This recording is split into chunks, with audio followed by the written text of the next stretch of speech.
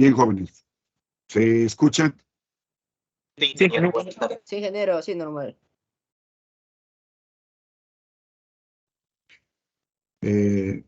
Atención, por favor, voy a pasar la lista.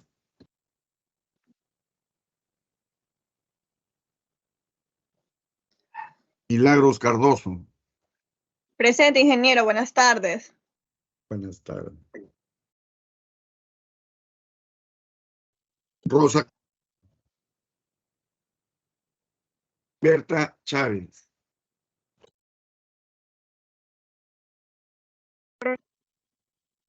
Albert Cuno. Presente, ingeniero.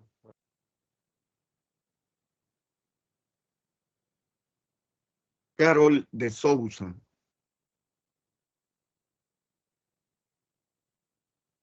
Diego en Presente, ingeniero. Ramón Estrella. Dana Pachín. Presente.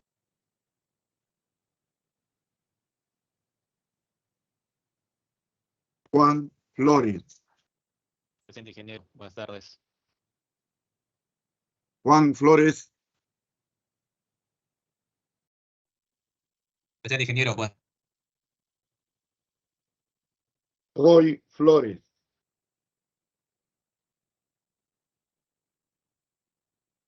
Braulio Fosa.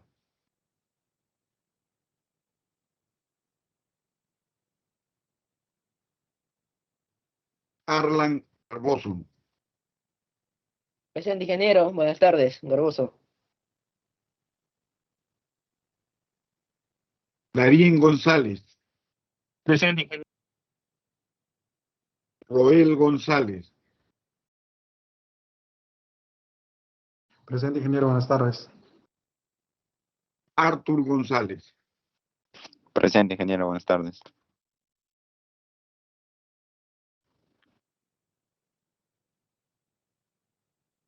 Fiorella Horna. Presente, ingeniero. Salomón Guamaní.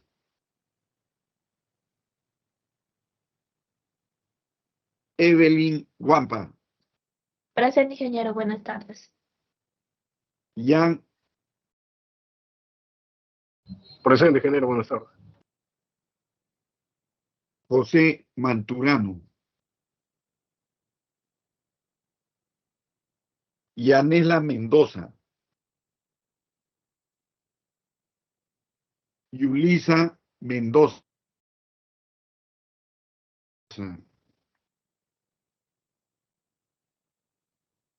Alexander Moyán. Jordi Mori. Presente, ingeniero, buenas tardes. Joel Moya. Ronaldo Oyola. Presente, ingeniero. Gino Perales. Jason Ramírez. Presente, ingeniero, buenas tardes. Oliver Ramírez. Presente, ingeniero. Rodríguez. Presente, ingeniero. Alexis Rodríguez. Presente. Gerardo Rojas. Presente, ingeniero. Franklin Rojas. Presente, Franklin. Heidi Romero. Presente, ingeniero, bueno. Ángelo Rosales. Presente, ingeniero. Buenas tardes. Yamila Saboya.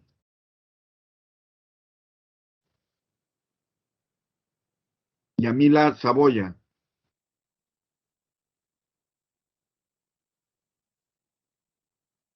Joan Sánchez. Caleb Fruche. Presente, ingeniero, buenas tardes.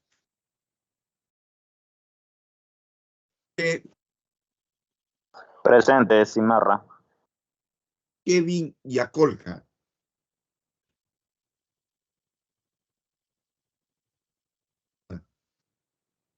Harden, presente.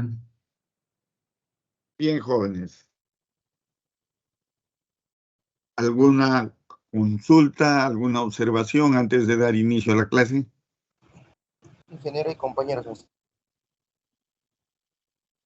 No tengo a nadie en espera. Varios de ustedes, eso, pero no están ahí.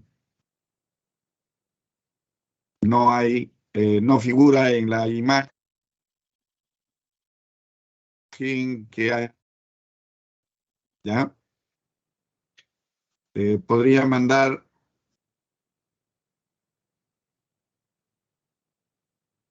en espera.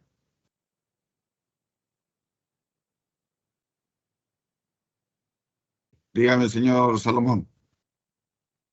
Ingeniero, quisiera saber si hay la posibilidad de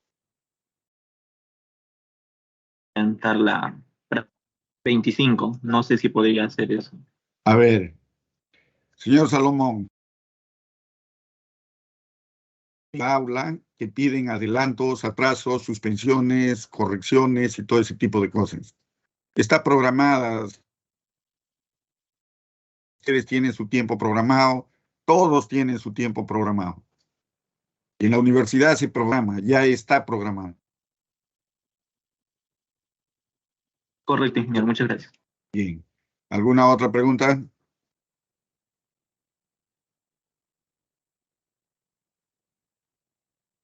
Bien. La clase anterior ya hemos visto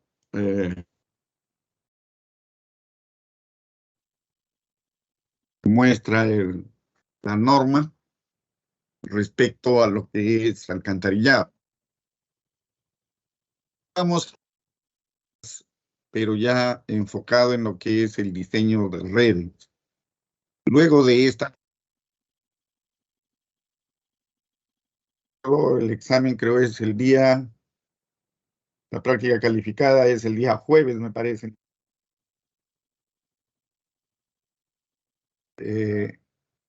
Como la práctica es el día jueves, la siguiente clase que es día ejemplo completo de redes. ¿Ya? Un ejemplo completo de red.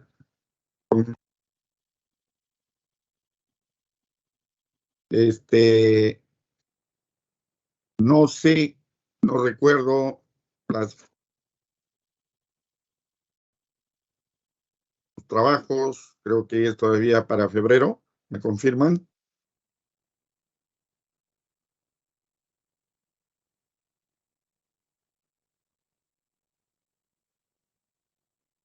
Bueno, ya estoy viendo que es del día 26. Entonces, el día 25 vamos a resolver ese ejemplo.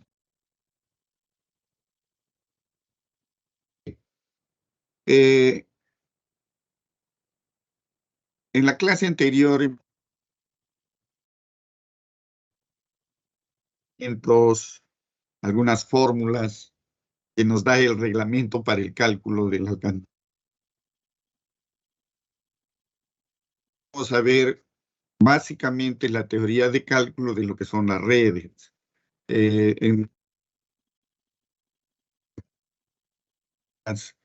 Cómo calculamos las áreas y todo ese tipo de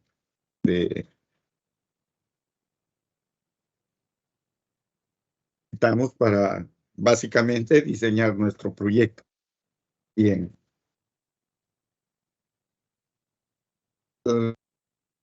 En el desarrollo de esta clase vamos a ver algunas situaciones o digamos peculiares, pero que también se ajustan al reglamento, como el control del o sea, por el arrastre, vamos a dar una miradita a qué llamamos,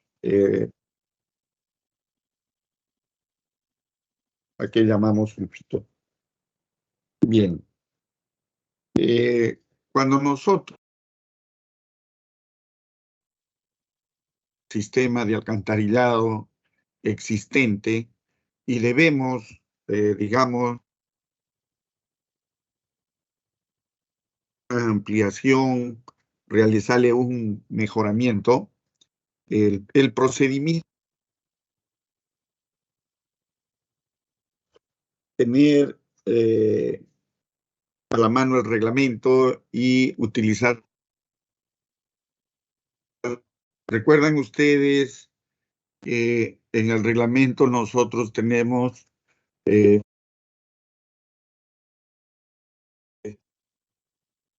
caudal máximo horario del caudal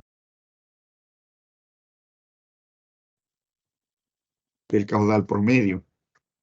Esas fórmulas se las utilizan cuando el proyecto es formación de campo. Pero cuando el proyecto ya existe, lo que se debe hacer, ¿no? Cuando existe una red, debemos medir esos caudales. Caudales, además de medir la cantidad de agua servida que discurre por algún punto, damos el DBO, en unos casos el DBO5. Él nos va a servir para dimensionar esa ampliación o ese mejoramiento.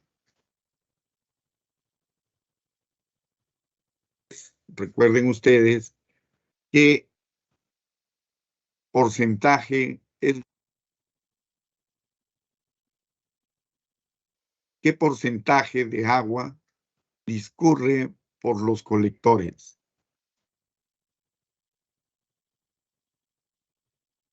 El 80%, ¿pero de qué?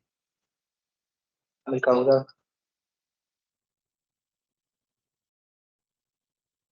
Hacemos con propiedad, somos ingenieros. ¿Qué caudal? ¿Caudal de cerveza? ¿Caudal de agua salada? El 80% del caudal máximo horario, ingeniero. Exactamente, de esa forma se responde. Caudal, nosotros sabemos que tenemos un caudal de infiltración, tenemos un caudal más, el máximo horario, el caudal promedio, el caudal de la fuente. ¿Cuál de los caudales?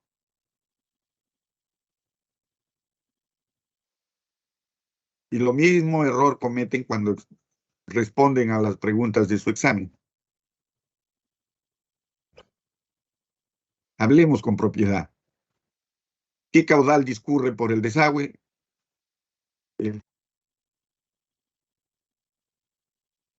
En un porcentaje del 80%, que se supone eso es lo que retorna.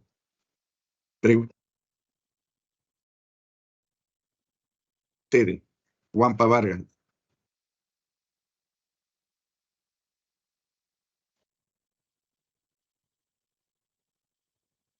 Ingresa al desagüe. ¿Qué pasó con el otro 20%?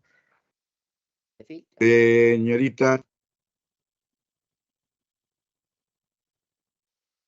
Ingeniero, puede ser utilizado para el consumo humano. Y bueno, Se supone que lo que ingresa en el agua potable, es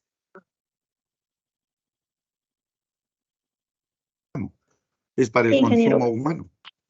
sí, pero hay uno que ingresa pues al cuerpo y eso ya no.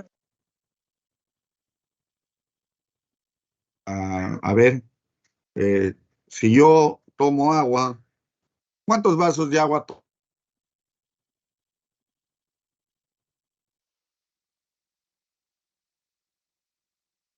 2 litros. 2 litros. que nuestro cuerpo lo renova esos 2 litros al día, porque tomas hoy día 2 litros y al siguiente se supone que limpió tu cuerpo, eliminó las toxinas y orinaste,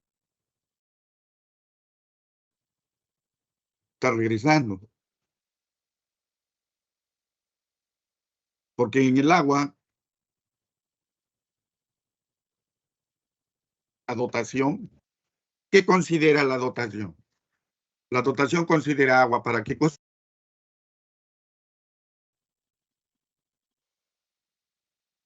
Agua para que laves tu ropa, agua para que laves tu carro, agua para que... Ahí está incluida el agua que utilizas para beber, cocinar.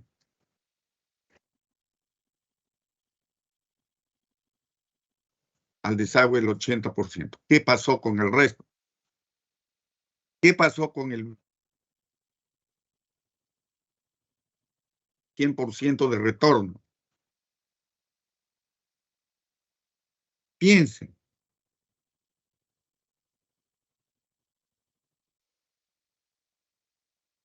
Es un día caluroso.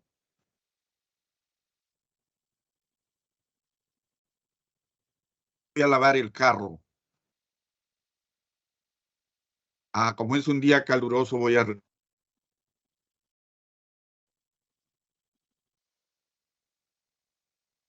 Ese 20% que no retorna, se supone que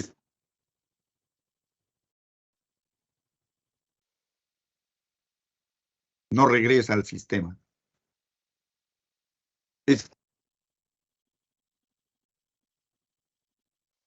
¿O es que cuando tú riegas tu jardín, esa agua regresa al desagüe? No. ¿Regresa al desagüe interior? No, porque las aguas de escorrentía provengan de la lluvia. Sí, señor Perales. Ingeniero, una consulta. ¿Cómo? Por estudio, señor Gino. No lo hemos definido completamente. De repente, en algún caso serán más, en otros casos serán menos. Pero la norma nos dice que es eso.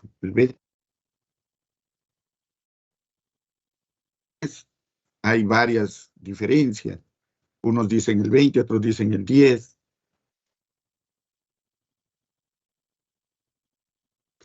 Con decirle, la dotación de una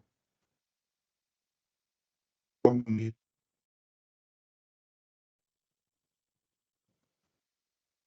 Laura Bozo, o la urbanización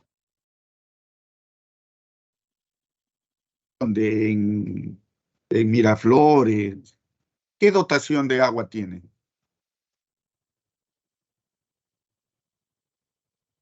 Es muy variada.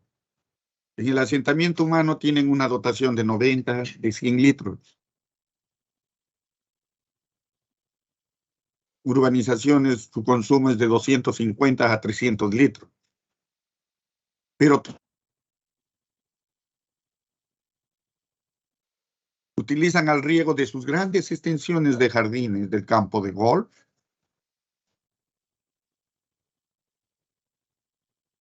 Lavamos los carros, lavan las pistas. Es agua que ya no retorna a los caños y se evaporan. Entonces, por eso el factor de retorno es el 80%. Punto hoy. Bien. Eso se utiliza cuando nosotros no tenemos un tema nuevo. Pero cuando existe la comunidad, lo que hay que hacer es, de acuerdo, y es intersecciones, buzones, ese tipo de cosas, debemos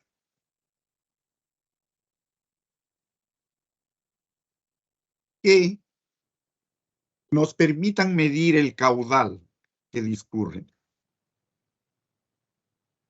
Es decir, deben haber 6 mediciones por día, donde midamos el caudal y esto, la carga orgánica se mide con aparatos. Básicamente lo hace personal. De igual forma, lo tiene que hacer un personal que conozca. Para eso, de repente, utilizaremos vertedor.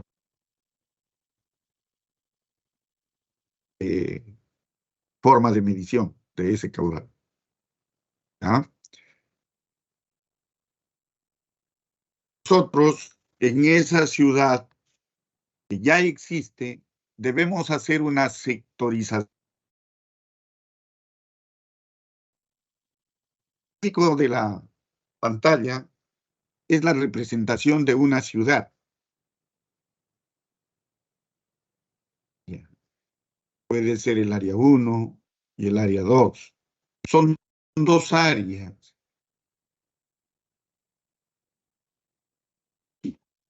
Pero en una se ve que tiene un mercado, que tiene un hospital.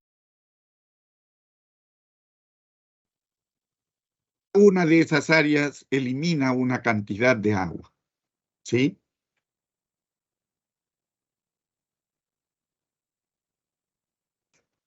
La carga que tiene cada una de esas áreas es diferente. Puede ser diferente, densidad 1, densidad 2, población 1, población 2.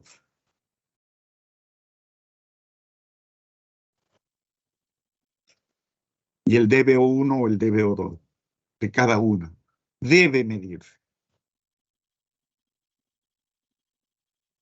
Vemos es, según esa formulita que ven en la pantalla, caudal unitario.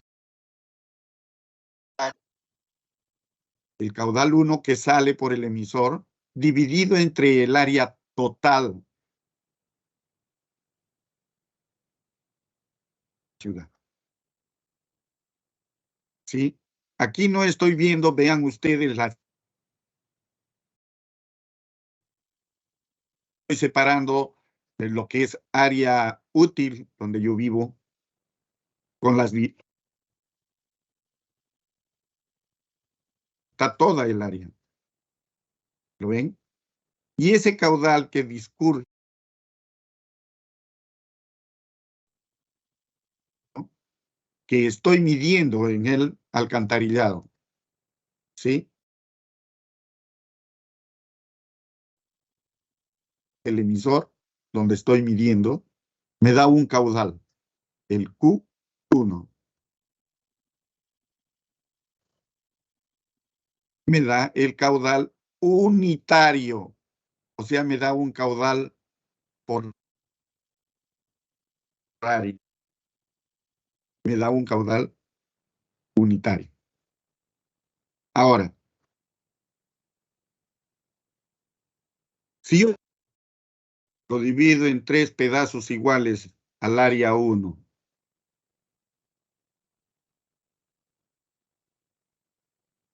estos pedazos,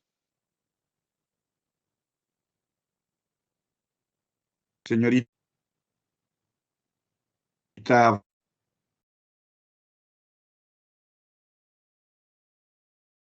si tengo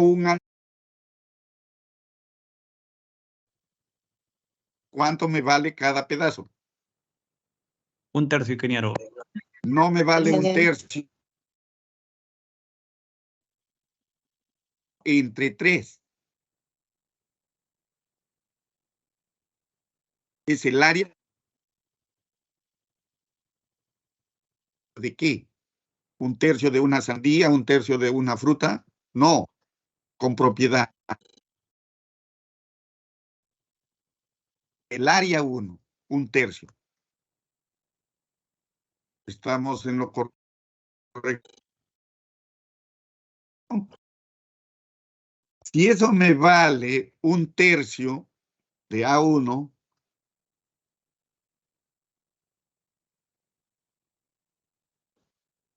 elimina ese tercio.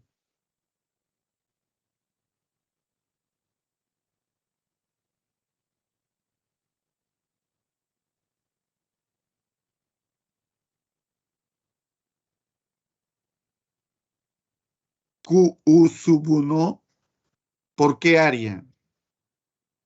El caudal tercios. ¿Y a qué sería igual eso? Al Q sub 1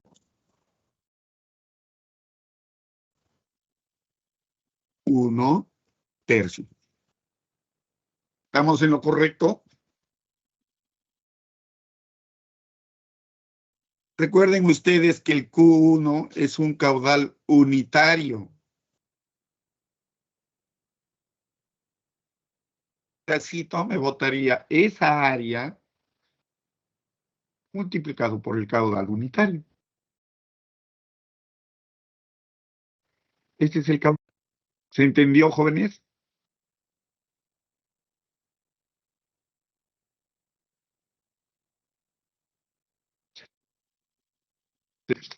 Sí, ingeniero. ¿Está claro esta parte? Hay que aclararlo bien. ¿Puede explicar, ingeniero, un favor? Nuevamente. Bien. A ver, yo tengo una ciudad. Yo a mi ciudad lo puedo dividir. Como lo puedo dividir en dos, lo puedo dividir en infinidad de pedacitos. Pero cada uno de esos pedacitos debe ser con sus propias características. Por decirlo así, el área 1 es un área donde no hay servicios, háblese de mercados, hospitales, áreas grandes de servicios, son puro viviendas. ¿Sí? Puro viviendas. Pero vamos a asumir que en el área 1 tenemos la mitad son viviendas unifamiliares. Y en la otra mitad tenemos viviendas multifamiliares. Es decir, en una casa, en un edificio, en una estructura, viven más de dos familias. En el primer piso una familia y en el segundo otra familia. Tengo dos áreas. O sea, que el área A1 ya está dividido en área A1, 2 y área A1, 1. Cada una tiene su pedacito. ¿Sí? Ahora, cuando yo hice las mediciones de caudal, las mediciones del DBO5, de la carga orgánica, la ciudad lo pude identificar en dos grandes pedazos, el A1 y el A2. Dos grandes pedazos, A1 y A2. En el A1 hay puro vivienda, pero en el A2 hay viviendas, pero también hay un mercado, hay un hospital, hay comercios, está el ejército, está, qué sé yo, una infinidad de servicios. Entonces, como las dos áreas son diferentes, lo divido a la ciudad en esas dos áreas. ¿Por qué divido o por qué separo las viviendas del área 1 con las viviendas que también hay en el área 2? ¿Alguien tiene una idea? ¿Por qué tengo yo ese criterio?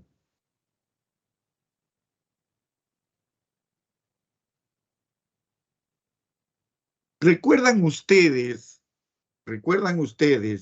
cuando diseñaron su ciudad? El mercado, ustedes le calcularon un caudal. Al hospital le calcularon un caudal. Mi pregunta es, ¿por qué? ¿Por qué y no lo consideraron como si fuera una vivienda más? ¿Por qué?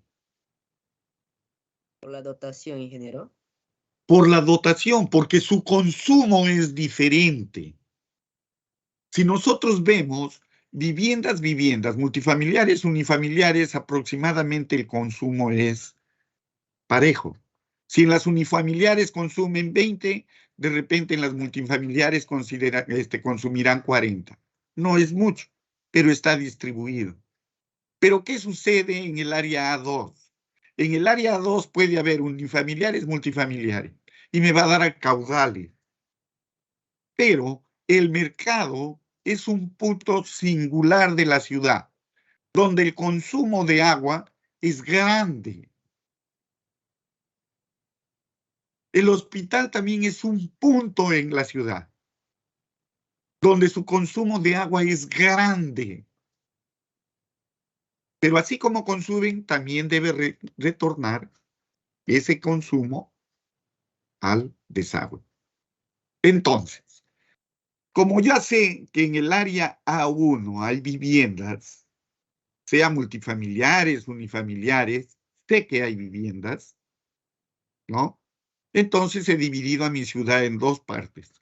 El A1, que son viviendas, y en el A2, que hay viviendas, pero también hay cargas puntuales, contribuciones particulares, contribuciones, digamos, muy puntuales, significativas, que se los puede distinguir. Entonces, como ya existe, mido los caudales en ciertos puntos de la ciudad, ¿no? Que me permitan determinar el caudal que está circulando por esa zona. Y obtengo un caudal 1 y un caudal 2 de toda esa zonificación A1 y zonificación A2.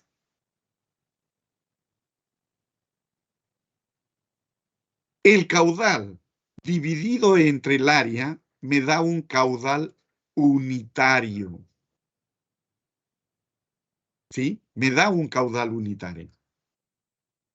Vean ustedes, el caudal 1 dividido entre el área 1 me da el caudal unitario 1. El caudal 2 dividido entre el área 2 me da un caudal unitario 2. Hasta ahí, ¿se entendió? En parte sí, ingeniero. ¿Cuál es la parte que no entendió?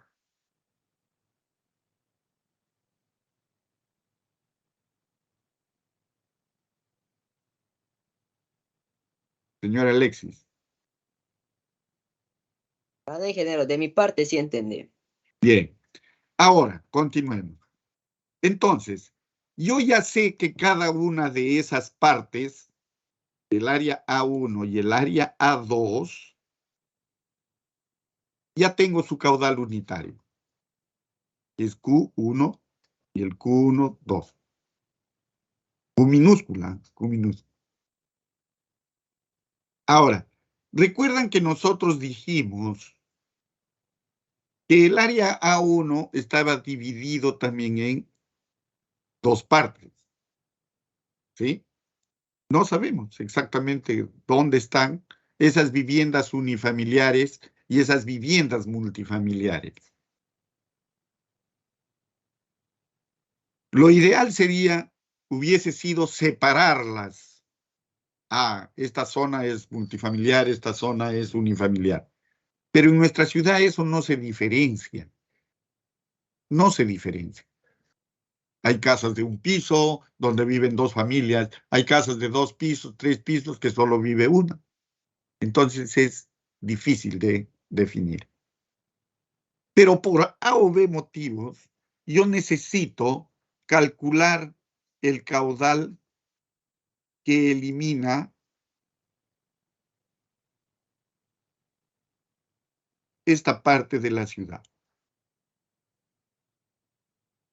Pero esa parte de la ciudad tiene una característica. Es 1/3 del área 1. La otra parte también es 1/3. Y la otra parte también es 1/3. ¿Ve? Ya lo tengo. El área A1 ya está dividido en 3. De repente una tiene 1 hectárea más, la otra tiene 1 hectárea menos, pero ya está dividido en 3. Pero yo ya calculé el caudal unitario de todo, de la suma del área A1. Ahora esta área 1 está dividido en área 1, 1, área 1, 2 y área 1, 3. ¿Cómo yo sé qué caudal elimina cada uno? ¿Qué caudal discurre? Muchos me dirán, ingeniero, el área entre 3. Si el área es igual las 3, a buena hora, porque nos daría el caudal entre 3. Pero como les repito, puede haber una variación de 1 a 2 hectáreas en cada uno, y ya no sería entre 3. Para eso tengo el caudal unitario. ¿Sí? ¿Qué caudal me eliminaría cada uno? Simple, despejen la fórmula. ¿Qué dice la fórmula? La fórmula dice que el caudal 1, ¿sí? El caudal 1 es igual al caudal unitario 1, multiplicado por ¿cuánto? Por A1. Y eso es lo que estoy haciendo. El caudal QU1, 1, es igual al caudal unitario U sub 1, multiplicado por el área A1, 1. ¿Ahora se entendió, señor Alexis? ¿Se entendió? Sí, ingeniero, gracias. Ahora sí creo, ¿verdad? Simplemente es despejando la fórmula y lo estoy aplicando. Con eso yo puedo obtener el caudal de cada una de las partes. ¿Ya? De cada una de las partes. Y lo mismo puedo hacer con el área 2. Pero ¿por qué yo tuve que separar el área 1 del área 2? Como comentamos hace un momento, este caudal que evacúa el mercado es una carga importante. Lo que evacúa el hospital es una carga importante. Y en el tramo o en la malla del alcantarillado, de esa parte de la ciudad, por vivienda se ingresa esa cantidad. Pero como el mercado es un punto importante, el ingreso de agua servida, de agua cloacal a la red, se da a través de un punto específico. Por acá ingresa ese caudal del mercado. Y por acá de repente ingresa el caudal del hospital. Pero son cargas importantes que no los puedo considerar o no los puedo uniformizar como si fuera una vivienda. ¿Ya? No lo puedo uniformizar. Si tengo, por ejemplo, el Open Plaza por aquí, ese es un caudal también importante. Si tengo el edificio, de repente, no sé, el ejército o el cuartel de la policía, también es una carga importante y tengo que disgregarlo. No lo puedo uniformizar como si fuera una vivienda. ¿Ya? Esa es la idea. Bien, ¿alguna pregunta? Bien, si no hay preguntas, continúa. Cálculo de caudales. Dice, el procedimiento cuando no existe mediciones de caudal utilizables en el proyecto, es decir, esto ya es cuando es nuevo el sistema, la comunidad ya no tiene sistema y nosotros le vamos a implementar. En el anterior existe la ciudad y estamos midiendo en algún punto de su red. Ahora ya no existe eso. El sistema es nuevo. Y ahí aplico lo que ya conocemos. Plan de inicio, o sea, para el inicio del plan y para el final del plan. Calculo el caudal al inicio del plan y el caudal al fin del plan. El caudal al inicio del plan es igual a K2 por el caudal, vean ustedes, promedio al inicio del plan, más un caudal de infiltración al inicio del plan, más las cargas o caudales de contribución singular al inicio y al final del plan. Ahora, ¿qué cosa es inicio del plan y qué cosa es final del plan? Si ustedes ven en la imagen, dice plan, inicio del plan, año 1, y final del plan, año 20. ¿Recuerdan ustedes cuando hablamos en el sistema de agua que nosotros diseñamos nuestro sistema para un periodo de diseño que no es lo mismo al periodo de vida útil de las estructuras, que muchos lo confunden? La vida útil de las estructuras es un parámetro que nos sirve simplemente para comparar si vamos a hacer cambios o no de algún elemento de nuestro sistema antes de que se cumpla el periodo de vida del proyecto. Cuando nosotros diseñamos, nuestro periodo de diseño es el periodo de vida del sistema en conjunto. Y su definición es simple. Es el tiempo en que el sistema funciona eficientemente para lo que fue diseñado. El sistema, no la tubería, no tiene la vida útil de cada uno de esos elementos puede ser mayor. La vida útil de una tubería de PVC en promedio es 50 años. Pero el periodo de diseño de un sistema de agua es 20 años. Es decir, que cuando la vida útil de nuestro proyecto termine, el de la tubería todavía continúa. Si existe una bomba, un sistema de bombeo, nuestro periodo, digamos, periodo de diseño de nuestro sistema es 20 años.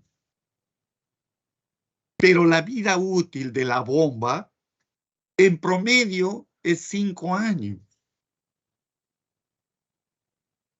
Entonces, ¿para qué me sirve la vida útil de las estructuras? Lo que me sirve es para saber, por ejemplo, en el caso de la bomba, como sé que esa bomba se va a deteriorar a 5 años, significa que yo debo prever para que el sistema llegue a sus 20 años, mínimo el cambio de 4 bombas. Pero también yo sé que un proyecto, un sistema, desde el año 1 hasta el año 20, va creciendo. Como lo que sucede acá en Pucallpa. Vean ustedes. Yo termino de construir el sistema en el año 1. Ya está en funcionamiento el sistema en el año 1. La gente se instalarán todos. La gente se instalará en su totalidad. ¿Qué me dice la señorita Dana?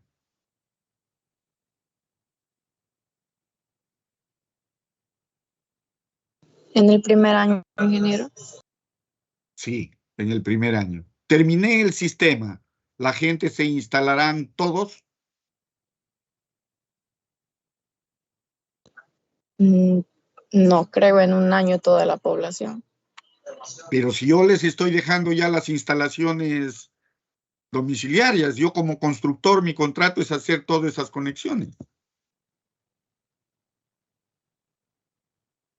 ¿Qué me dice usted? Ahora, si yo ya le instalé todas las conexiones que manda el proyecto, significa que ya están instaladas para los 20 años. El proyecto no lo estamos haciendo por partes, lo estamos haciendo total, ejecutando el total. Entonces, el periodo de diseño es a 20 años, pero como yo ya lo terminé, al inicio del funcionamiento del sistema, ya se deberían estar instalando el total. Ya está, asunto concluido. Estoy en lo correcto, mi razonamiento es el correcto. ¿Qué me dice el señor González Tapia?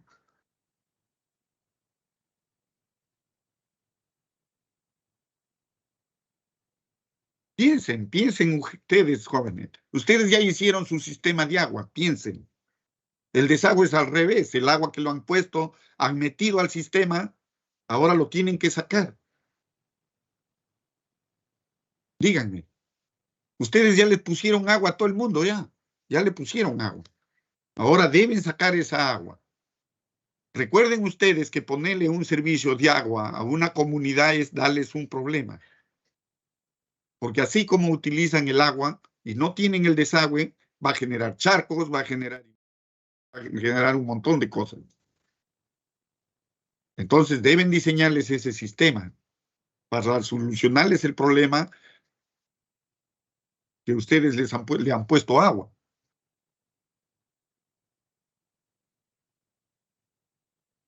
¿El razonamiento que yo tengo está en lo correcto?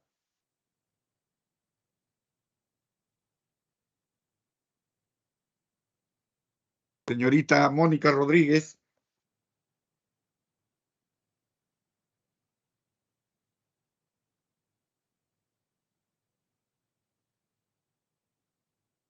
No, jóvenes, no está en lo correcto. Es cierto, nosotros instalamos el total de las conexiones. Entre comillas, lo ideal es que toda la población actual se instale. Población actual. Pero falta la población proyectada, la población futura.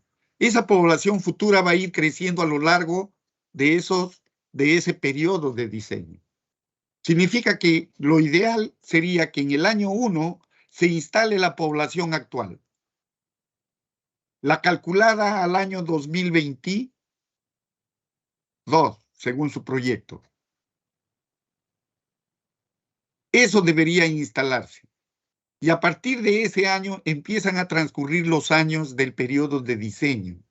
Y la población futura lo debo alcanzar al año 42, me parece. Ya sería mi población total. No población futura, como muchos dicen, es la población total. La población futura es el intervalo entre la población actual y la población total. Ese intervalo es la población futura. Porque ese está a futuro, esa es una población que no todavía llega. Pero existe una población actual. Entonces, al periodo de diseño yo debo llegar a esa población total, que es la población actual más esa proyección que yo he calculado.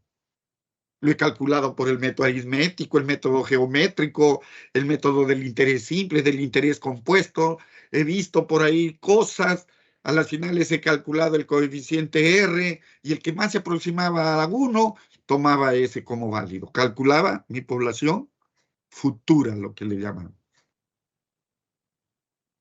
Pero esa población futura es parte desde la población actual a la población en ese periodo de tiempo, que sumado me da la población total. Lo ideal sería que al primer año, al primero, entrego la obra y toda la población se instale, que sería la población actual. Y en el periodo de diseño, en el cumplimiento de ese periodo, la población ya va creciendo y se va instalando al sistema. Llega a completarse la población total y el periodo de vida útil de ese proyecto termina. Entonces, sabiendo eso, el desagüe dice que en el año 1, ¿cuánto de agua retorna al desagüe? El 80% del agua que consume esta población actual. Eso es el año 1, el inicio de nuestro plan. Y el final del plan es el agua que retorna de la población total. El 80% del agua que retorna.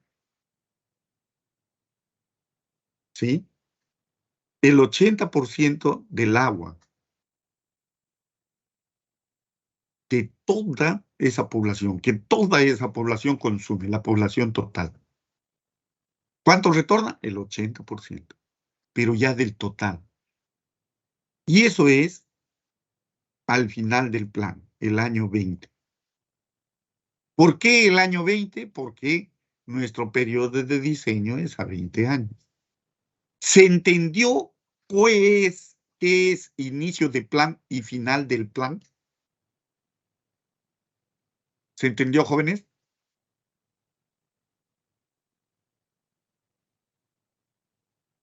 Por favor, no se callen. Si no entendieron, díganme. Para eso estoy. ¿Se entendió entonces? Bien. Entonces, el caudal al inicio del plan, que es el QSUBI, lo obtenemos como este caudal promedio multiplicado por el K2. Esto sabemos que es el caudal máximo horario, ¿no? Pero al 80%. Más el caudal de infiltración, que ya lo vimos, que es un valor que nos da la norma, que nos dice que es por área o es por longitud de colector. ¿Recuerdan? Y un caudal de contribuciones singulares. Este caudal de contribuciones singulares se refiere, por ejemplo, al hospital, se refiere al mercado, se refiere de repente al cuartel de policía, al edificio de la municipalidad o a alguna parte, algún servicio que es importante respecto al consumo de agua, ¿no es cierto? Respecto al consumo de agua. ¿Y por qué esa variación entre el año 1 y año 20? Porque puede ser que en el año 20 ya no exista un solo mercado, sino dos. O que el cuartel de la policía se haya ampliado y el consumo sea mayor. O que los moles hayan aumentado. Entonces, existe una contribución en el año 1 y una contribución en el año 20. Lo que es el inicio y el final del plan. Bien. Luego, lo que ya les había indicado, ¿no? Lo que ya les había indicado, acá les estoy aclarando un poco que las contribuciones singulares, por ejemplo, cuarteles, hospitales, no son similares a las contribuciones domésticas, eso ya nosotros lo hemos visto. Ustedes cuando han calculado la dotación y los caudales para los servicios, han visto que los caudales son importantes. ¿Ya? Son importantes. Y ustedes lo han hecho ingresar al sistema en cierto punto. ¿Ya? En cierto punto ha ingresado.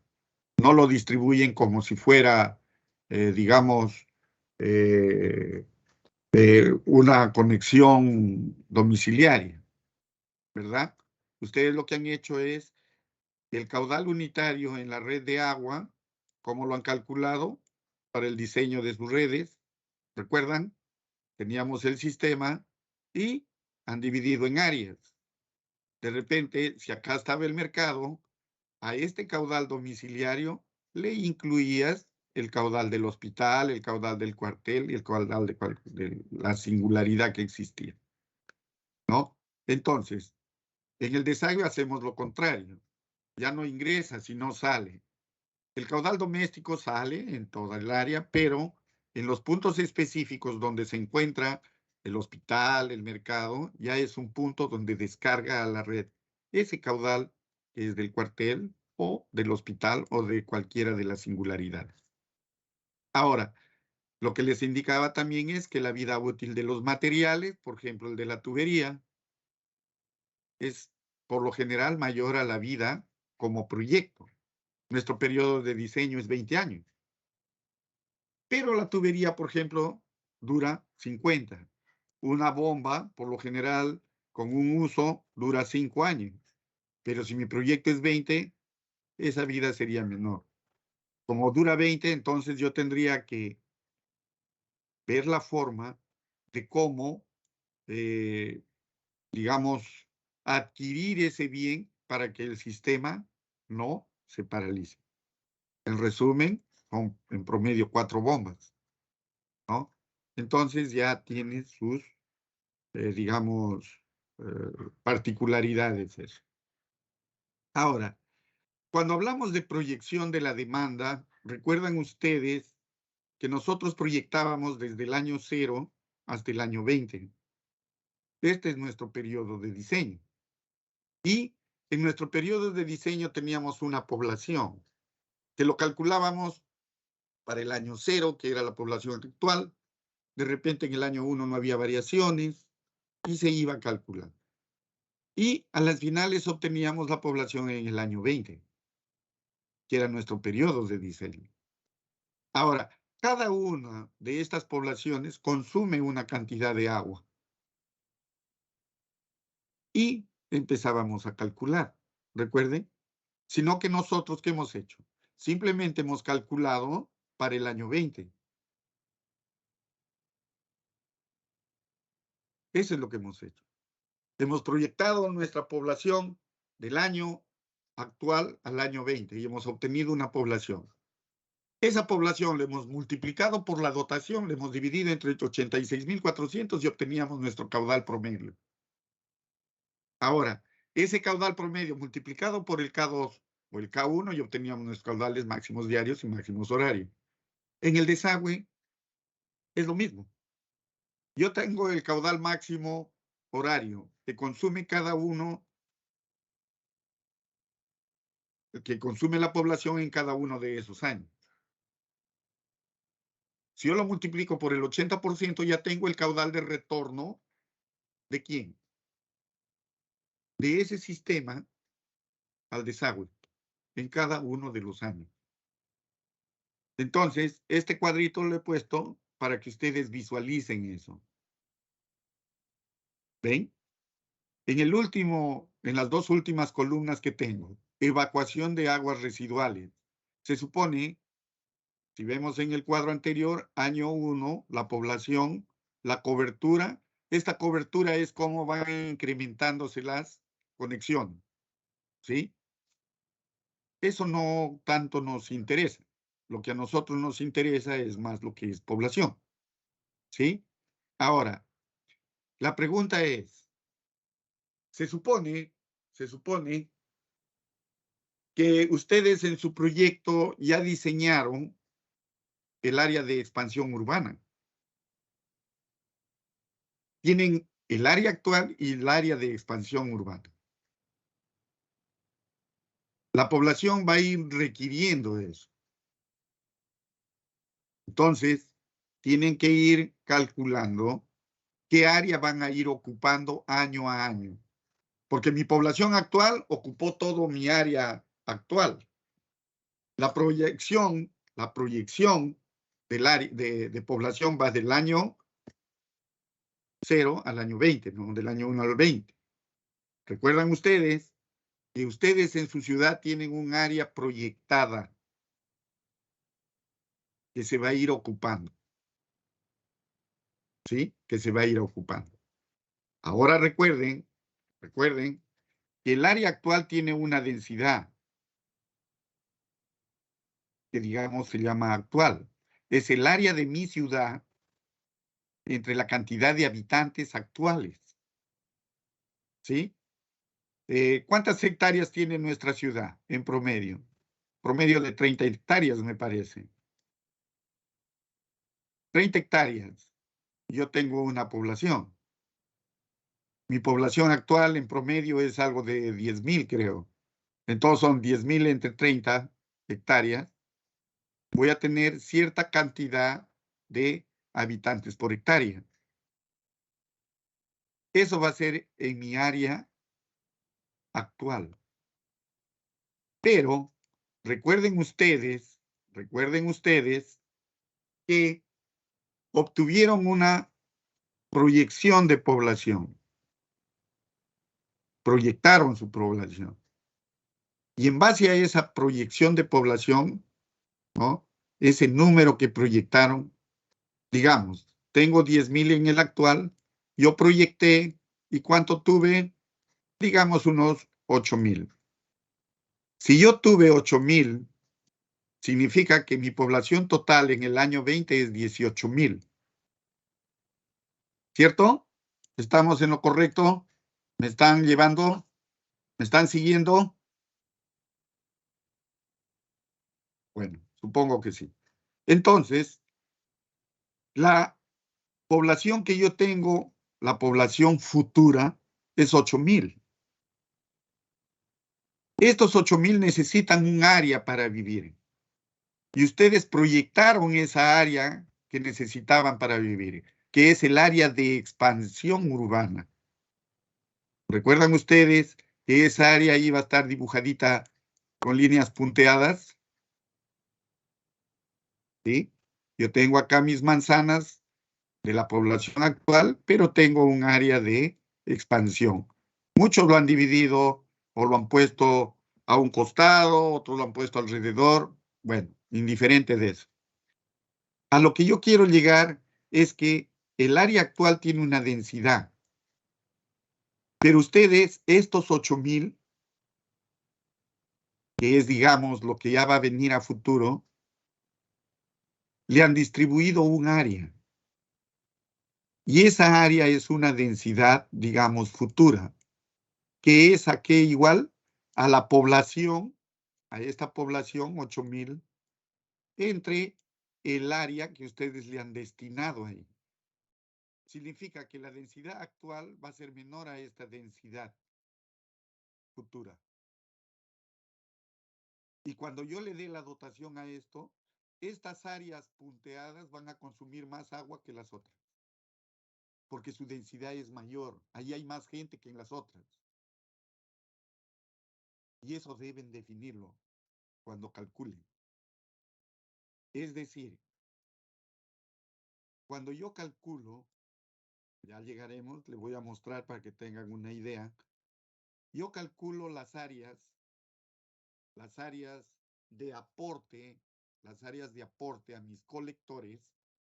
¿Yo qué voy a tener? Esta es una manzana y la otra es otra manzana. Si lo ven, el área de influencia del colector 50 al 60, digo 50 al 60, ¿sí? Porque está con la flecha del 50 al 60. Cuando hay digamos, un buzón, el colector y una rayita, es un buzón de arranque. El buzón está arrancando en el 50 y termina en el 60. El agua, el flujo de agua va del 50 al 60. Entonces, el área de influencia de este colector es entre ejes, trazo líneas de 45, intersecto en el eje de la cuadra y obtengo estas áreas. Y esta es el área de influencia. Tengo dos manzanas y el área de influencia. Lo que cada manzana aporta al colector. ¿Está claro ese dibujo? ¿Se entiende? Sí, ingeniero. ¿Se entiende, señorita Madeleine? ¿El resto de compañeros lo entienden el dibujito? Por favor, si no lo entienden, tienen que hablar, tienen que decírmelo. ¿Se entiende? Sí, ingeniero, Bien. se entiende. Bien, se entiende entonces. Ahora yo les digo, la manzana inferior es una manzana donde vive la población actual. Significa que tiene una densidad actual. Que es la población al año de diseño, de donde inicia. ¿Recuerdan? Donde son las 30 hectáreas y la población calculada hasta el año 2022. Población entre esa área yo tengo la densidad. Personas por hectárea. ¿Sí? Pero la otra manzana es una manzana punteada. Lo digo punteada porque esa manzana es una manzana donde va a vivir esa población futura. La población que ya se calcula en esos 20 años. De estas manzanas no sé cuántas habrán, 5, 6, 7, 8, no lo sé. Pero esa población ustedes lo han distribuido y han obtenido una densidad futura. ¿Sí? Esa densidad corresponde a esta manzana. Y la densidad futura es mayor a la densidad actual. Significa que en esta manzana consumen más agua que en la del frente, porque hay más gente. ¿Se entiende eso?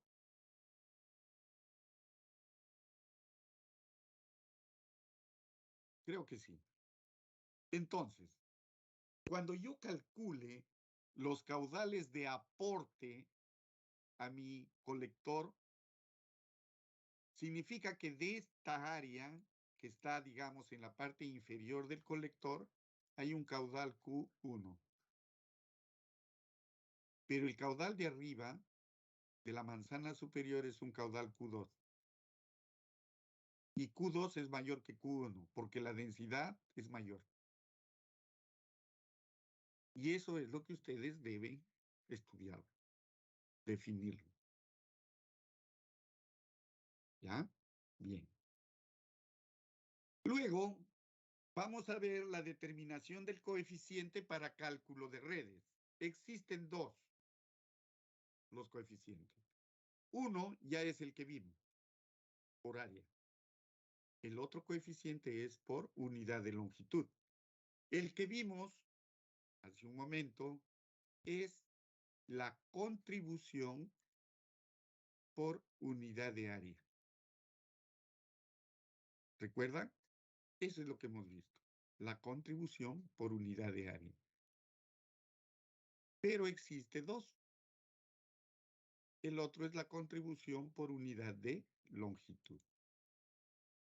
A ver, dice, los coeficientes referidos, unidades de longitud de los colectores y unidades de área desaguada. Se supone que el área, cuando nosotros drenamos el desagüe, sacamos el desagüe, es de un área. Un área ocupada por personas, en sus viviendas. ¿Sí? En sus viviendas. Dice, en una cuenca puede haber más de un coeficiente de contribución, lo que les estaba indicando. ¿No? Puede haber, de repente, cuando la densidad de la población es mayor a la normal. O como les indiqué, Esta área es viviendas unifamiliares. Una área es viviendas unifamiliares. La otra área es viviendas multifamiliares. La otra área es comercios. La otra área es industria. Aunque la industria, nosotros ya sabemos que cada uno de ellos debe tener su propio sistema de desagüe. ¿Sí? Su propio sistema de tratamiento de aguas, dependiendo de la industria, ¿no? Si es una industria, por ejemplo, panadería, pues no contamina al agua. Pero si fuera una industria de cuero, por ejemplo, de curtiembre, pues sería una altamente contaminante. Entonces, esa industria debe tener su propio sistema de tratamiento de aguas residuales. ¿Ya? Entonces, la contribución por unidad de longitud es cuando nosotros conocemos el sistema, cuando nosotros hemos trazado el sistema. Eso es lo que tenemos nosotros en nuestro trabajo. Hemos diseñado nuestra red, conocemos nuestro sistema, lo hemos trazado. Y como hemos trazado nuestro sistema, conocemos la longitud total de colectores. El total de las redes de desagüe lo conocemos, porque nosotros le hemos hecho nuestro plano, ahí está. Mido de buzón a buzón y sale mi longitud total. ¿Verdad? Las áreas de las manzanas están definidas, las calles están definidas, así que yo trazo mi sistema de desagüe y mi sistema de desagüe está definido. Lo numero a los buzones y obtengo mis tramos. Del 1 al 2, tal longitud. Del 2 al 3, tal longitud. Del 3 al 4, tal longitud. A las finales sumo el total y me da mi longitud total. Mi longitud total. El LT. Ahora, mi caudal de diseño es igual al máximo horario más mi caudal de infiltración, como el que lo hemos definido anteriormente en el área. Ese caudal de diseño lo divido entre la longitud total y que tengo mi caudal de contribución por unidad de longitud. Bien. Por ejemplo, para el tramo 1-2, yo quiero saber qué caudal circula. Simplemente es la longitud del tramo 1 al 2 multiplicado por el caudal unitario que calculé. Esa es la contribución por unidad de longitud. La infiltración, que es un valor que figura en la formulita, recuerden el caudal de infiltración. En la clase anterior también lo vimos en una parte de la norma donde decía anexos. Ahí está el caudal de infiltración. Tenemos un valor mínimo de infiltración, esto es por hectárea, y un valor máximo, que puede ser por hectárea o por kilómetro de buzón, de colector, ¿no? Por kilómetros de colector. Recuerden ustedes que en la norma me parece que dice de 0.05 a 0.5 a 1, creo, indica la norma. ¿No? A 1, ingeniero. A 1, ¿verdad? Entonces, esta tablita no es receta médica, tómenlo con precaución, pero, como decía mi abuela, a falta de pan, mejores son las tortas. Entonces, no tener nada a tener un valor referencial, asumo el valor de referencial y luego lo afino. Entonces, tomen estos valores como valores referencial. Donde dice buzón, 380 litros día por buzón, se refiere al ingreso del agua directamente al buzón. ¿Ya? Directamente al buzón, no a la línea, sino al buzón. Si yo quisiera obtener de toda la línea, sumaría lo que es en el colector más en el buzón. ¿Ya? Lo que indica el reglamento ya es el total, incluye línea y buzón, pero acá está separado. Es lo que ingresa, por ejemplo, por el huequito de la tapa del buzón, o por las uniones cuando uno construye, no hay una, digamos, unión, una impermeabilización buena, y por las paredes del buzón ingresa agua. A eso se refiere este ingreso. Ya sabemos cómo se calcula esto de aquí, ¿no? Cuáles son las áreas de influencia para cada uno de mis colectores. Y la otra fórmula es la contribución, el caudal, calculamos el caudal de contribución por unidad de área. Que eso ya lo vimos, ¿no? Ya les expliqué. Esto, por lo general, lo utilizamos cuando no conocemos el área, la distribución en el área. Es decir, conozco el área de expansión, pero no conozco cómo van a ir las calles. Si no conozco cómo van a ir las calles, ¿cómo hago mis cálculos? Básicamente lo tendría que hacer por área. ¿Lo ven? Calcularía, sé que esta área no existe. No existe, digamos, delimitada. Sé que está ahí. La municipalidad ha previsto esa área de expansión, pero no todavía lo ha delimitado. No están los trazos de las calles, no hay nada. Entonces, ¿cómo proyecto el desagüe? Simplemente lo hago por área. Lo que no sucede con ustedes. Ustedes ya tienen su área de expansión urbana con calles y todo. Pueden utilizar por área o pueden utilizar por longitud. Cualquiera de los dos. ¿Ya? Cualquiera de los dos. O lo distribuyen, lo calculan con un caudal unitario por área,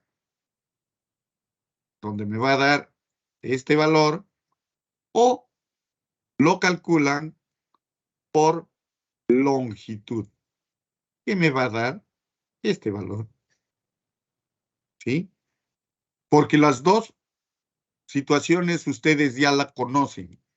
Conocen sus áreas de expansión, sus áreas reales, pero también conocen las longitudes de sus colectores. Así que cada uno de ustedes tomará la decisión de definirlo o por área o por longitud. Son ingenieros, tienen que tomar decisiones. Bien. Luego,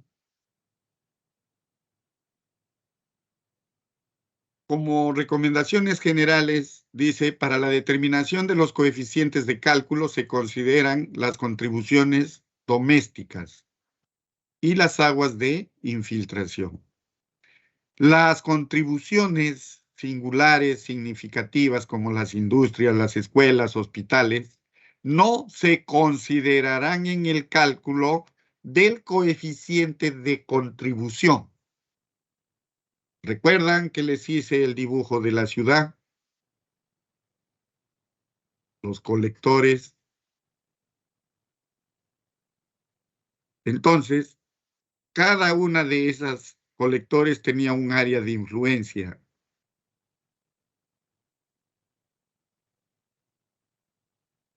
¿Recuerdan? Tiene un área de influencia. Cada uno de los colectores tiene un área de influencia. ¿Sí? Pero esa área de influencia es para el cálculo de la contribución doméstica. Pero cuando ya se trata de, por ejemplo, el hospital se encuentra en esta zona, yo debo ver a cuál de los colectores lo derivo como un punto. Entonces, al área de influencia de este colector, ya le sumo la contribución de ese hospital. Y de ahí empiezo a calcular. Si en esta zona está, por decirlo así, el hospital, el mercado, calculo el área la contribución doméstica y defino a cuál de los 4 colectores va a ir la contribución del hospital o del mercado o de la policía, el que corresponda. Eso es lo que nos quiere decir esto. ¿Ya? Como son concentrados, como indica ahí, se incrementan en un determinado punto de un tramo de la red de desagüe. No lo puedo distribuir uniformemente porque no se puede. No es correcto.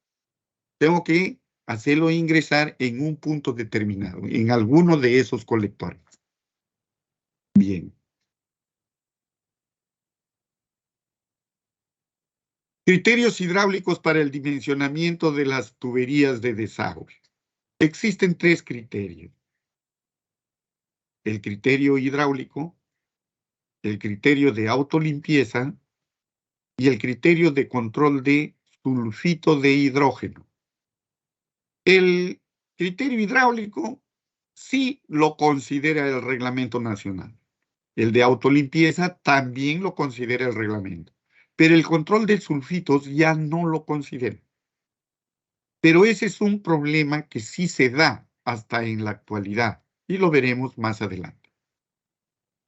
El control hidráulico, el criterio hidráulico nos dice que los conductos deben trabajar como conductos libres, es decir, como canales, y deberán transportar los caudales máximos y mínimos.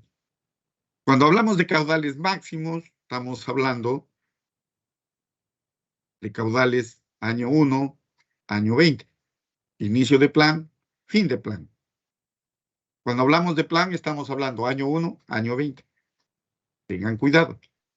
En el año 1 me producirá caudales mínimos. El año 20 me producirá caudales máximos.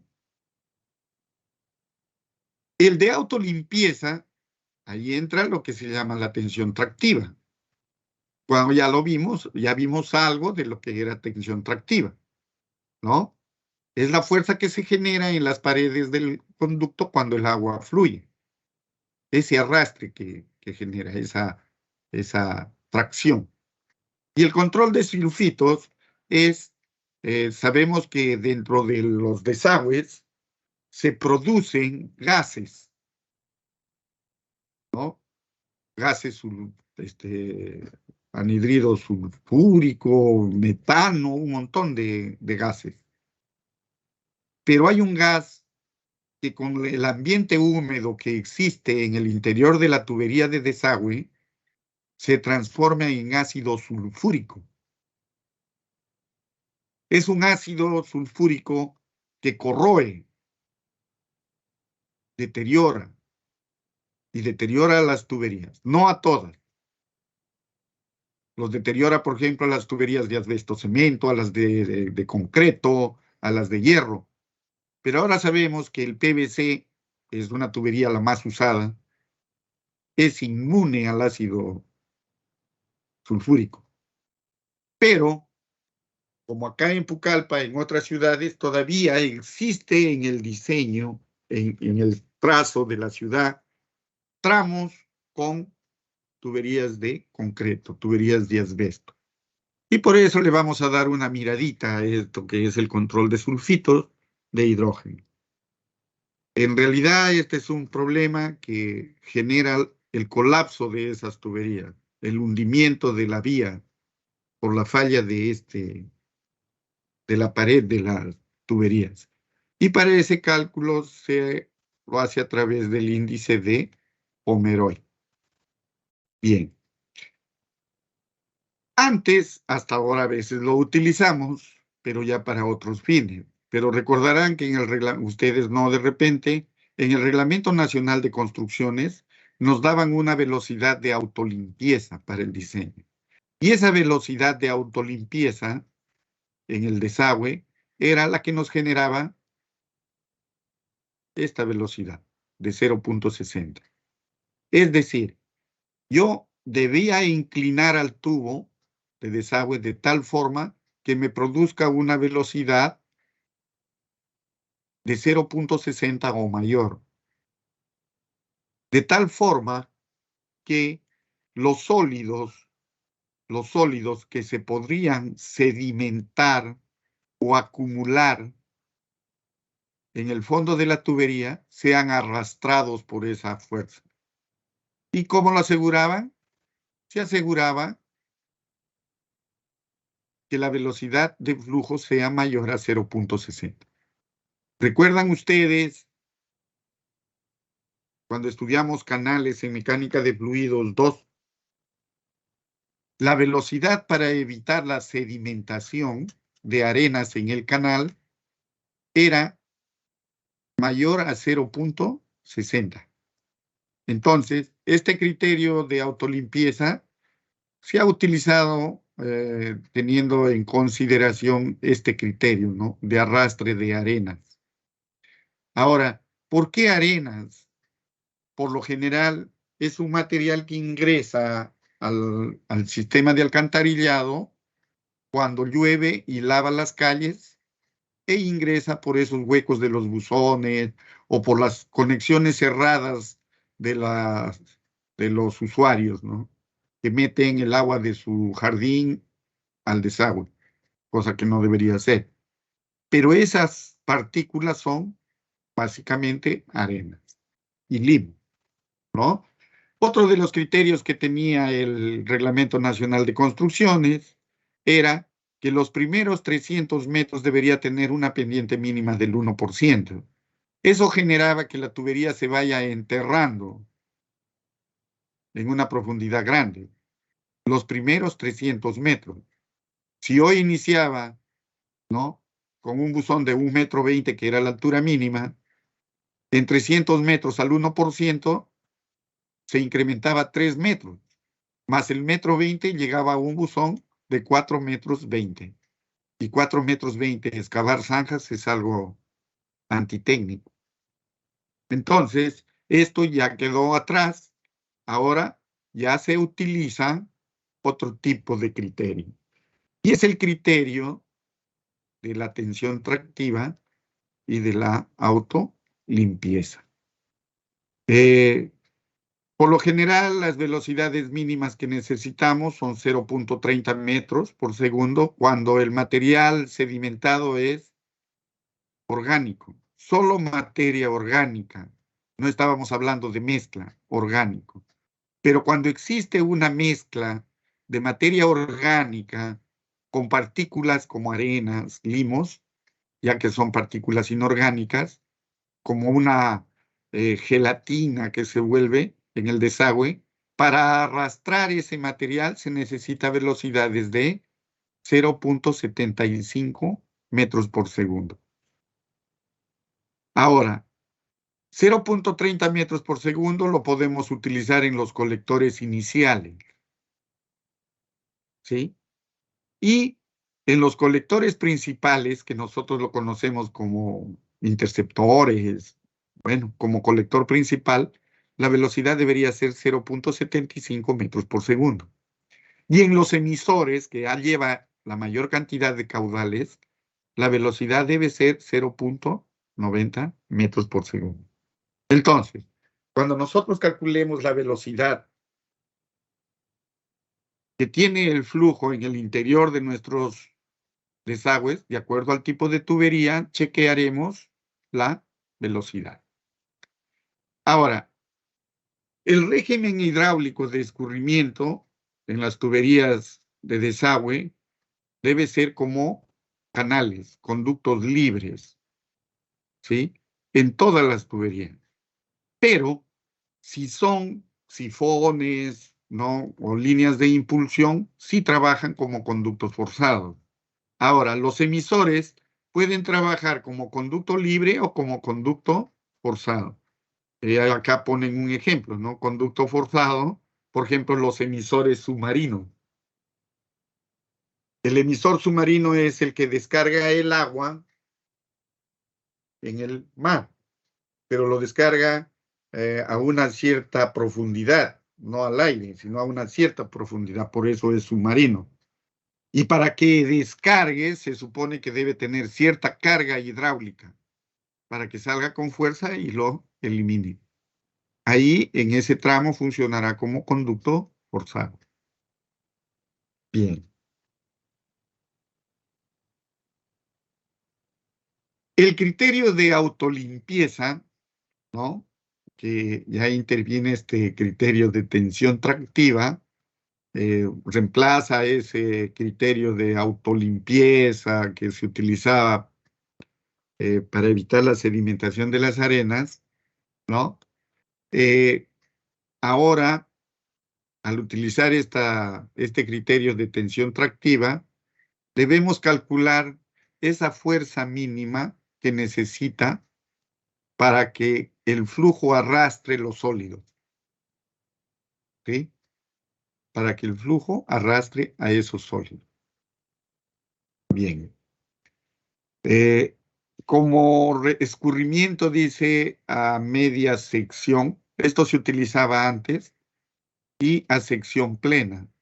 Cuando hablamos de media sección es cuando el tirante era al 50% y sección plena es cuando estaba completamente lleno.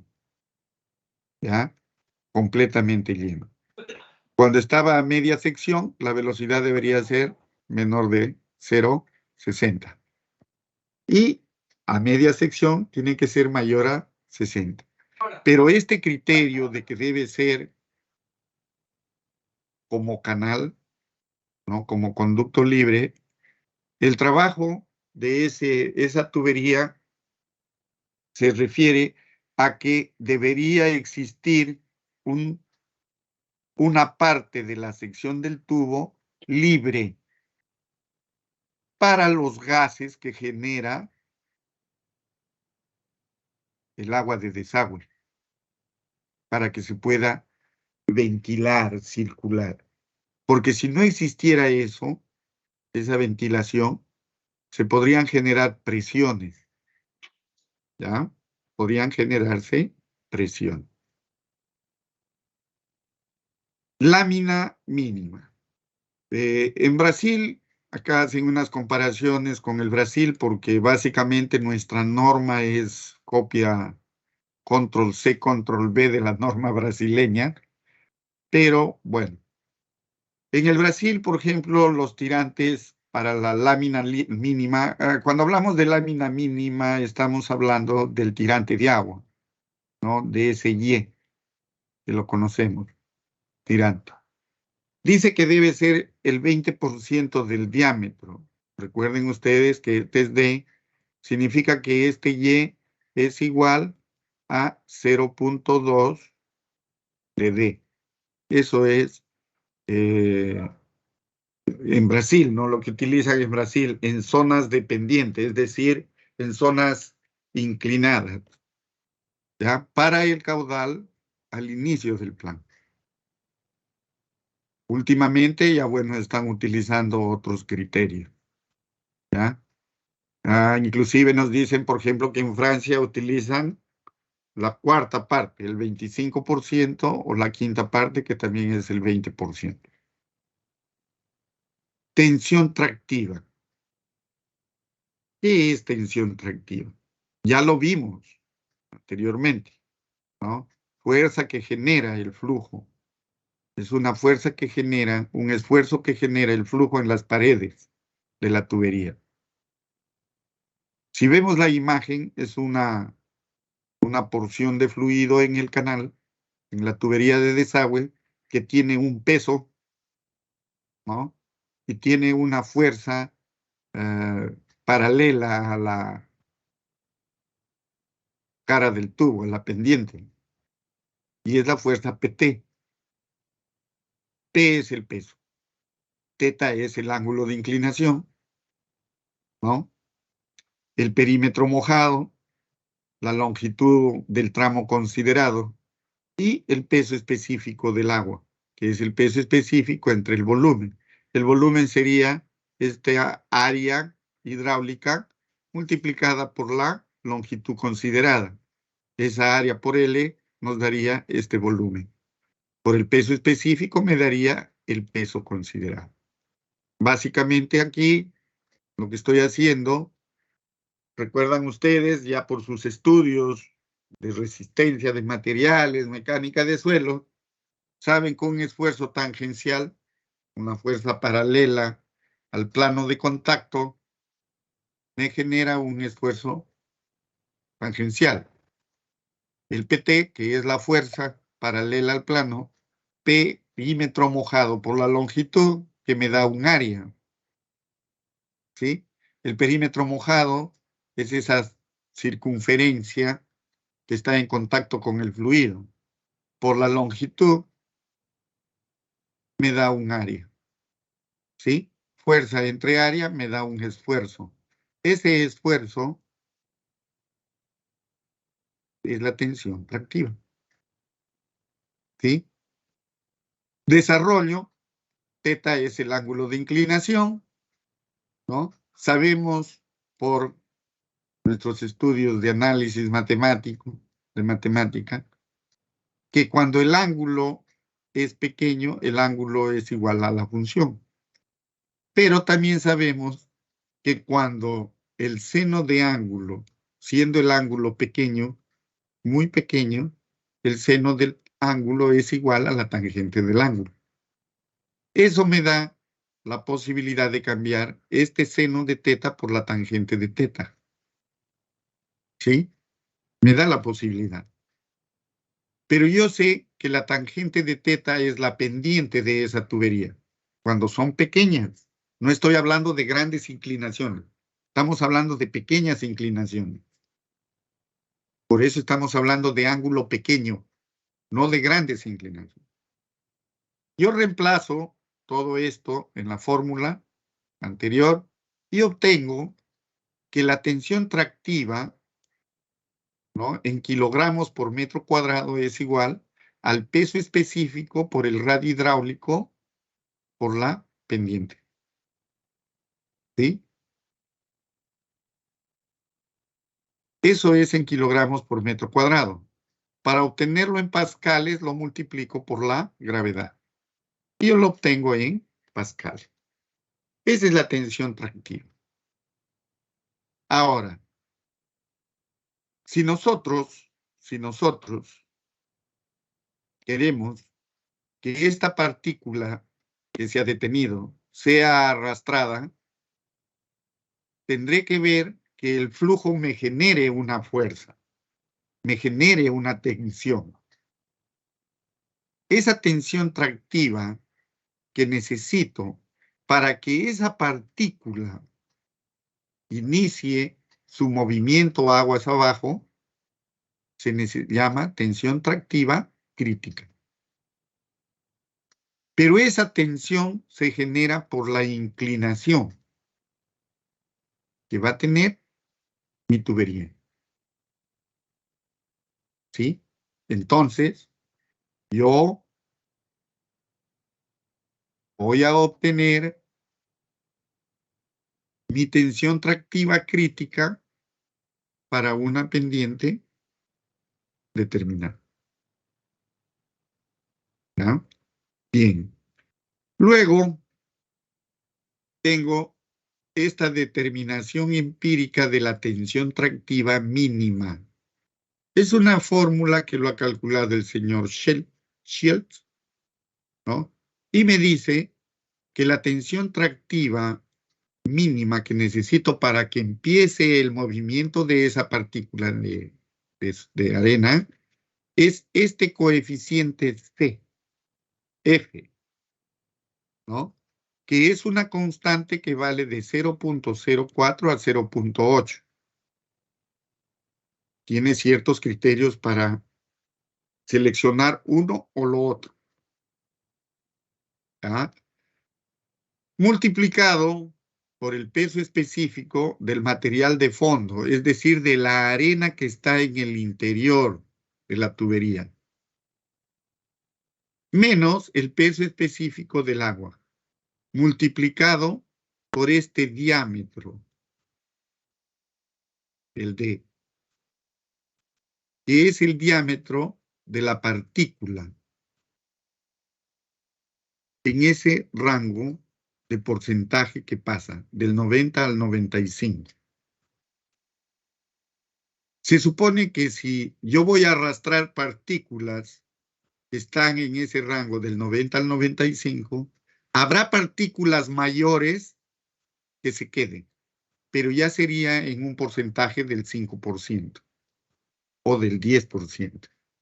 Pero ya me aseguro que el 95% de esa arena, de ese material sólido, sea arrastrado.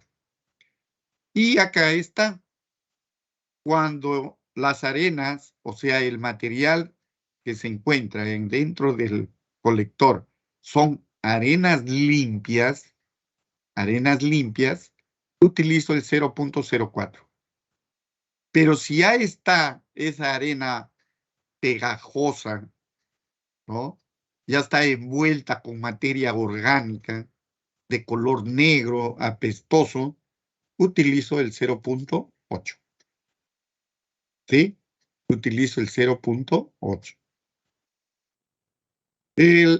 Hay una recomendación abajo, cuando las tuberías se diseñan, dice, considerando arena en suspensión, los colectores de alcantarillado con arena en suspensión se considerará como arena limpia, ¿no? Y utilizaremos pues esos valores. Acá hay un pequeño ejemplo de cálculo. Y lo que nos indica este pequeño ejemplo, si lo ven ustedes, que si yo tengo una partícula mayor, necesariamente voy a necesitar una fuerza mayor para arrastrar. Bien. Luego, acá tenemos un pequeño cuadro donde nos dan algunos valores de tensión tractiva, ¿no? Donde nos indican los valores máximos y mínimos de la tensión tractiva para poder arrastrar esos sedimentos. Si lo ven ustedes, varía de 1 a 3.9. En el Perú no es mucho eso. En el Perú varía más o menos de 1 a 2, me parece. Sí, de 1 a 2.5.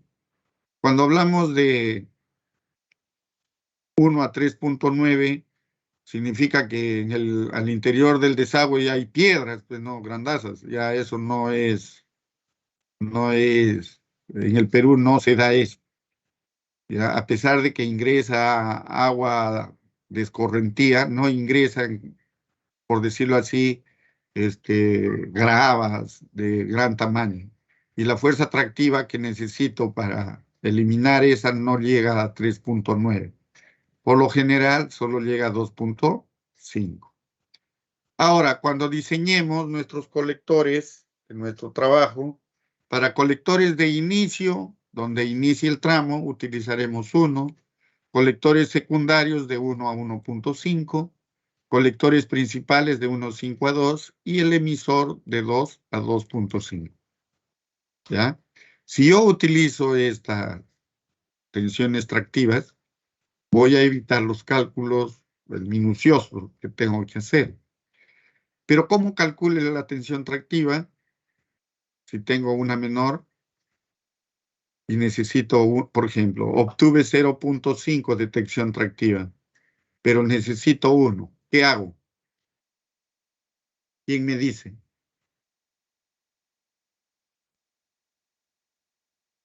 Hice mis cálculos con los caudales. Tirante, caudal, calculé la tensión tractiva. Me dio 0.5. ¿Qué hago? Porque el mínimo es 1. ¿Quién me dice? Ingeniero, ¿podría modificarse la pendiente?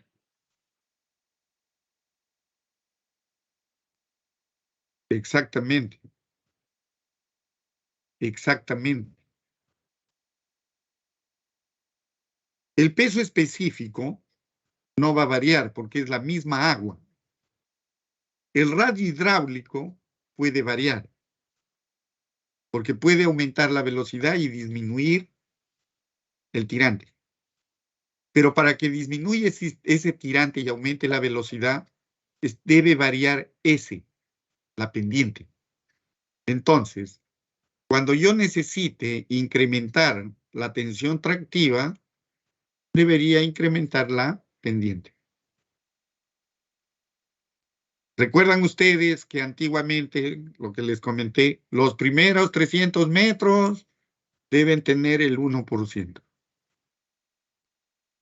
Es por esa razón, para incrementar la tensión tractiva y generar ese arrastre de partículas.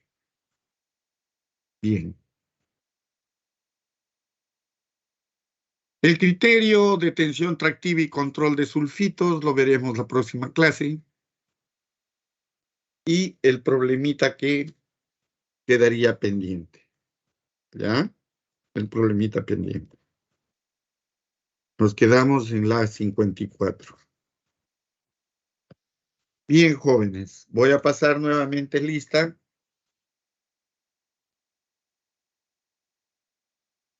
Rosa Carrasco. Presente, ingeniero. Buenas tardes. Bien.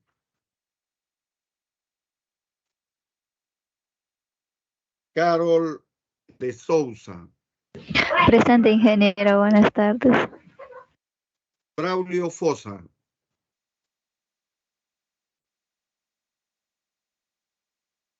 Yanela Mendoza. Presente, ingeniero. Buenas noches. Yulisa Mendoza. Alexander Mollán. Presente, ingeniero. Buenas noches. Joel Moya.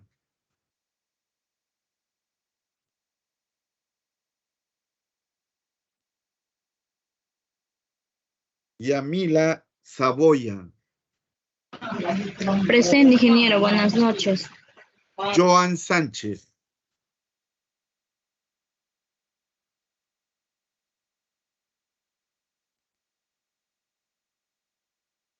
Bien, jóvenes, nos quedamos ahí hasta la siguiente clase.